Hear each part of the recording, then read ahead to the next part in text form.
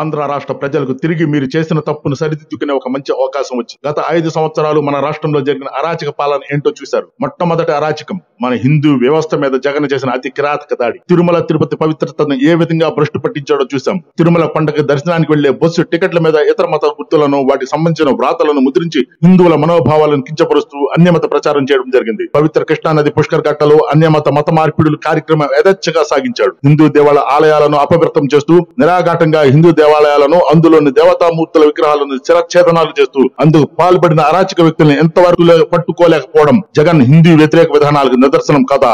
తనకు వ్యతిరేకంగా ఉన్న వ్యక్తులను పార్టీలను హింసించిన విధానం మన అందరం చూస్తూనే ఉన్నాం. ముఖ్యంగా తెలుగుదేశం పార్టీ అధ్యక్షుడిని, జనసేన పార్టీ అధ్యక్షుడిని ఏ విధంగా బాధించాడో యావత్ ప్రజానికం గమనిస్తూనే ఉన్నారు. ఏ రాజకీయ నాయకుడు ప్రవర్తించిన విధంగా చట్ట సభలలో ప్రతిపక్ష నాయకుల ఇంటి ఆడువారిని ఏ విధంగా అనాగరికంగా తోలనాడుతూ అసభ్య పదాలతో ఇచ్చాడో తెలుసు. ముఖ్యంగా 2 కులాలను ఏ విధంగా టార్గెట్ చేస్తూ ఆ కులాలను అణచివేయాలని చేయబోతున్న పనులకు కుట్రలు పన్నుడు అందరికీ తెలుసు. జగన్ అరాచక పాలనలో రాష్ట్రంలోని ఏ వర్గం అభివృద్ధి నోచుకోలేదు. చదువుకున్న యువత పరిస్థితి మరీ దారుణం. ఉపాధి అవకాశాలు లేక దారి తప్పి చెడు మార్గాలకు చేరువయ్యారు. ముఖ్యంగా ఒక కులం గురించి ప్రత్యేకంగా చెప్పుకోవాలి. అదే కాపు కులం. మా తాతలు నేతులు తాగారు అని చందంగా అతి దారుణమైన స్థితిలో ఉన్న కులం ఏదిరా అంటే అది ఒక కాపు కులమే. కేవలం కాపుల అండతోనే గత ఎన్నికలలో భారీ మెజారిటీతో అధికారంలోకి వచ్చారు జగన్. అదే కాపు జాతిని ఏ విధంగా నిర్వీర్యం చేస్తున్నాడో కాపులు గమనించుకోలేకపోతున్నారు. ఈ ఎన్నికలలో కాపులు స్థిరమైన ఆలోచనలతో ముందుకు వచ్చి నీతి నిజాయితీలకు ప్రతిరూపమైన జనసేన అధినేతను గెలిపించుకోలేకపోతే భవిష్యత్తులో కాపుల గతి అతి హీనమైన పరిస్థితులలో ఉండబోతుంది. ఒక్క కాపులే కాదు,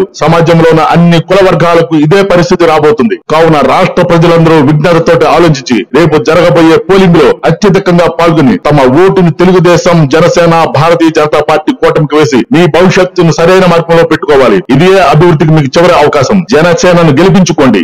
దయచేసి ఛానల్ ని కొద్దిగా సబ్స్క్రైబ్ చేయండి అబ్బా, ప్లీజ్.